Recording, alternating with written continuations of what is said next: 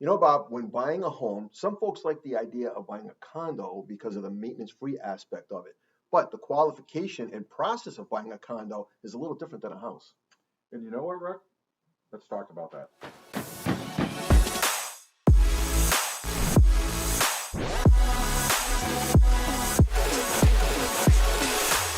Hello and welcome to this episode of What's Their MO? I'm Rick Masnick. And I'm Bob Orlando, and today we want to talk about the process of purchasing a condo for your next home.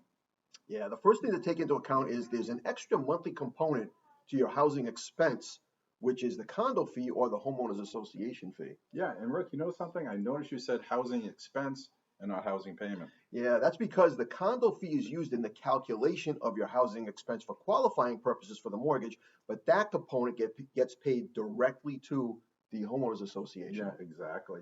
And if you didn't know, the condo fee takes care of expenses for things like landscaping, trash removal, snow removal, or if your complex is in a flood zone, it'll take care of your flood insurance as well.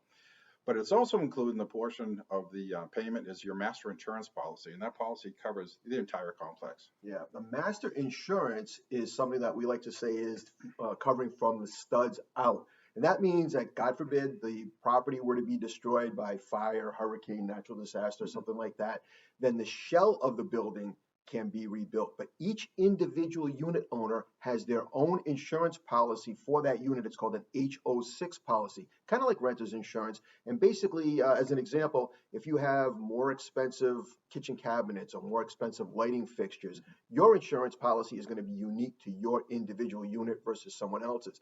And that insurance coverage is usually somewhere between $300-400 or so. It's not that expensive. No, it's really not, and it's great insurance to have just to be covered.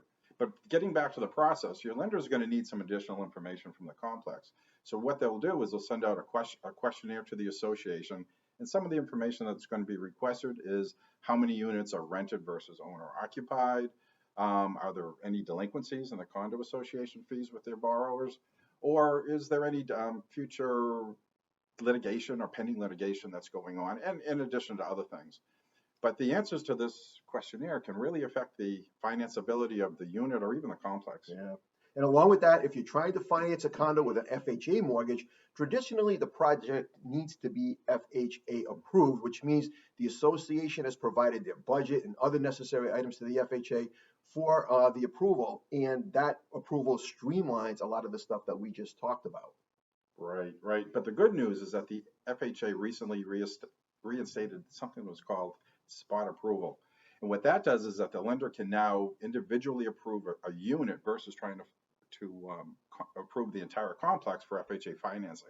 But it does require a lot of additional work, a lot of documentation that needs to be collected from the association, and also the lender needs to submit to the FHA for final approval. So working with a lender that kind of knows the FHA and how it works, is someone that can get the job done, is very important right here. So buying a condo can make a lot of sense for some people, and there can be tremendous advantages for certain homeowners.